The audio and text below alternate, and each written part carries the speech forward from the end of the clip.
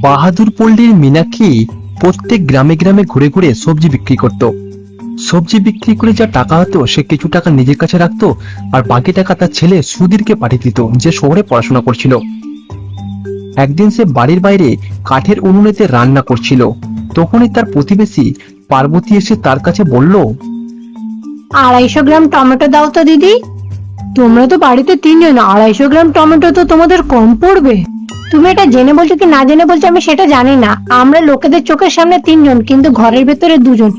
আমি তো ওদের কাছে বাদ। এই কথা বলে পার্বতী জোরে জোরে কাঁদতে লাগলো। মীনাক্ষী বুঝতে পারল না যে তাকে কিভাবে সে সান্ত্বনা দেবে। সে চিন্তায় পড়ে গেল।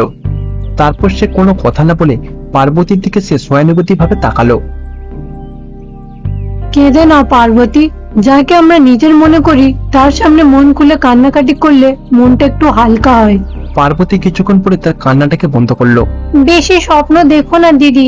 বৌমা আসার পরে ছেলে আর নিজের থাকে না। বৌমার অত্যাচার চুপচাপ সহ্য করি যতক্ষণ না ভগবান ডাকছে।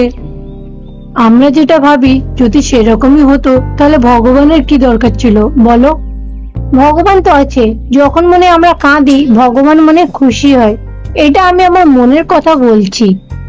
যখন আমাদের হাত পা ঠিক থাকে না তখন নিজেদের জন্য কিছুটা রোজগার করে রাখা উচিত, নাহলে কি হবে কেউ জানে না। পার্বতী, আমার ছেলে তোমার ছেলের মতো না। ও ঠিক আমার কষ্টটা বোঝে, আমি কত কষ্ট করি। ও দেখবে খুব ভালো।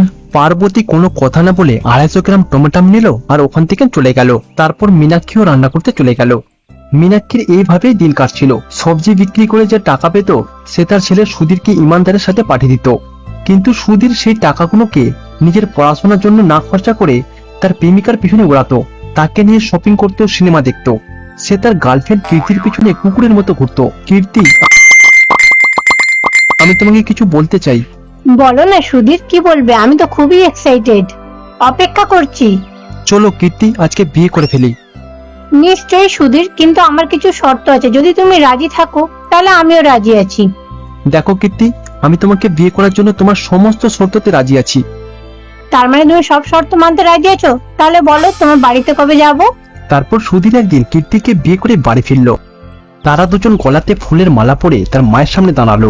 তাদেরকে এই অবস্থাতে দেখে মীনাক্ষী তো অবাক হয়ে গেল। মীনাক্ষী এ বিষয়ে কোনো কথা বলল না। একটা থালাতে কর্পূর জ্বালিয়ে তাদেরকে বরণ করতে লাগলো। তারপরে সেগুলোকে জলেতে ফেলে দিল। তারপরে মীনাক্ষী তাদের কাছে গেল। সুধীর, এটা কে? তুমি তো বলেছিলে তোমার বাড়িতে কেউ থাকে না তোমাকে ছাড়া, তোমার মা বাবা মারা গেছে বলেছিলে। মীনাক্ষী তার এইরকম কথা শুনে খুবই অবাক হয়ে গেল। তারপর উদাস মনে নিজের ছেলের দিকে তাকালো। সে বুঝতে পারলো যে তার মায়ের চোখ কি বলতে চাইছে। তবু সুধীর চুপ রইল। এটা নিয়ে মীনাক্ষীও কিছু বলল না। তারপর সে রান্না করে গেল, তাদের দুজনের জন্য চা আনলো। সুধীর, এই বুড়ি মানুষটাকে দেখে মনে হচ্ছে তুমি আমার সাহায্যের জন্য একটা চাকর রেখেছো। সত্যি আমি তোমায় খুব ভালোবাসি।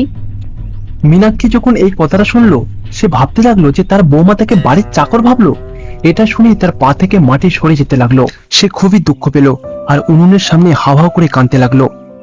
বৌমার এত কিছু বলার পরেও আমার ছেলে কিচ্ছু বললো না। ও ওকে বলেনি আমি ওকে কত কষ্ট করে পড়াশোনা করিয়েছি। বৌমাকে বলেছে আমি মারা গেছি, তাহলে তো আমি চাকর হয়েই থাকবো। শাশুড়ি মা কি করে হব? আমার ছেলে বদলে গেছে। পার্বতী ঠিকই বলতো। মীনাক্ষী মনে মনে এটা ভাবলো। এইভাবে দুদিন আরো কেটে গেল। তারপরে কীর্তি নিজেই বাড়ির মালকিনের মতো ব্যবহার করতে লাগলো। তার শাশুড়ি তার থেকে কত বড়, তার সত্ত্বেও সে তার উপরে চেঁচাতো, আর তাকে সে বাড়ির কাজের মেয়ে হিসেবে দেখতো। এই কি মীনাক্ষী, বয়সের সাথে সাথে রান্নাটাও কি ভুলে গেছো? খাবারের ভেতর থেকে কেমন পোড়া পোড়া গন্ধ বেরোচ্ছে তো। কীর্তির পাশেই বসেছিল সুধীর, তার সত্ত্বেও সে চুপ ছিল। কীর্তি এই কথাটা বলার পরে মীনাক্ষীর খুব রাগ হলো, কিন্তু সে ছেলের কথা ভেবে চুপ করে গেল। বলুন ম্যাডাম, কি করব? কাঠের চুলে রান্না করলে এরকম একটু হয়ে যায়। এটার কি কোনো রাস্তা আছে? তুমি এত চেঁচিয়ে কেন বলছো? এই ঘরে শুধু আমি চেঁচাবো, বুঝলে তো? তুমি আস্তে কথা বলো। কীর্তি রেগে গিয়ে তার শাশুড়ির গালিতে সজোরে এক চড় মারল। এটা দেখার পরেও তার ছেলে কিচ্ছু বলল না। মীনাক্ষী বাইরের দালানে বসে কাঁদতে লাগলো। সুধীর কীর্তির জন্য গ্যাসের ওভেন এবং গ্যাস সিলিন্ডার নিয়ে এলো।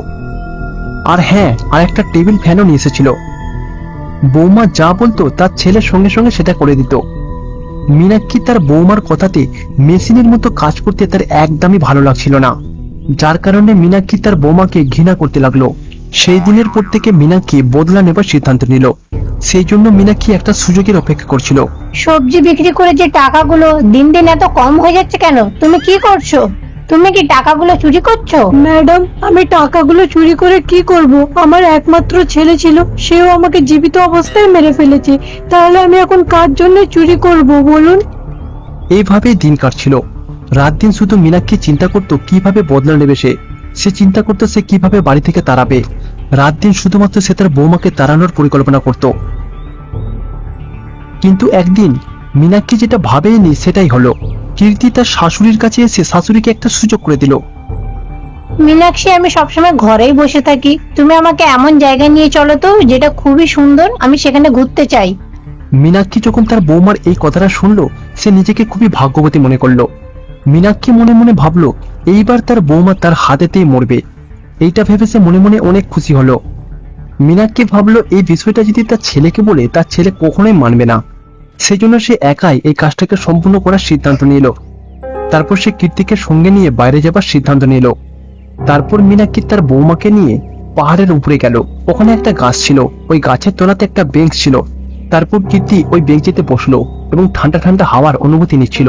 মীনাক্ষী, তুমি যেরকম বলেছিলে এই জায়গাটা সুন্দর আর শান্তি, তুমি এই জায়গাটা কি করে চিনলে? আমি লোকেদের মুখে এই জায়গার ব্যাপারে শুনেছিলাম। এই কথাটা বলে মীনাক্ষী ধীরে ধীরে কীর্তির কাছে গেল। ম্যাডাম, এই পাহাড়ের আশপাশে না খুবই শান্তি। যদি আপনি পাহাড়ের উপর থেকে দেখেন না, চারিদিকে এত সুন্দর সবুজ ফসল আর একটা খুব সুন্দর নদীও দেখতে পাবেন। তারপর মীনাক্ষী কীর্তিকে নিয়ে পাহাড়ের চূড়াতে গেল। তারপর তারা পাহাড়ের ওপর থেকে মনোরম সৌন্দর্য দেখতে লাগলো। কীর্তির ওপর থেকে এরকম দৃশ্য দেখতে খুব ভালো লাগছিল। মীনাক্ষী আস্তে করে কীর্তির পিছনে গেল, তারপর তাকে এক ধাক্কাতে ফেলে দিল। কীর্তি পাহাড়ের ওপর থেকে পড়তে পড়তে সোজা নদীতে পড়ে গেল। বাঁচাও, কেউ আমাকে বাঁচাও, বাঁচাও, কেউ বাঁচাও। এইভাবে সে নিজেকে বাঁচানোর জন্য সাহায্য চাইছিল আর জোরে জোরে চেঁচাচ্ছিল। মীনাক্ষী তাকে হাসতে হাসতে বিদায় জানালো। তারপর মীনাক্ষী খুশি খুশি পাহাড় থেকে নিচে নামলো। তারপর সে বাড়ি ঢুকেই তার ছেলের সামনে নাটক করে কাঁদতে লাগলো। মীনাক্ষী এমন ভাব করলো যেন সে কিছুই জানে না। মা, কীর্তি কোথায় গেল? যাবার সময় তো তোমরা দুজন একসাথে গেছিলে, এখন তুমি একা আসছো আবার কাঁদতে কাঁদতে? কোথায় কীর্তি? বাবা, কীর্তি, কীর্তি। মীনাক্ষী নাটক করে কাঁদতে লাগলো। সুধীর তো আরো চিন্তায় পড়ে গেল। কীর্তি পাহাড়ের উপর থেকে নিচে নদীতে পড়ে গেছে। আমার বৌমা। সুধীর এই কথাটা শুনে খুবই কষ্ট পেল।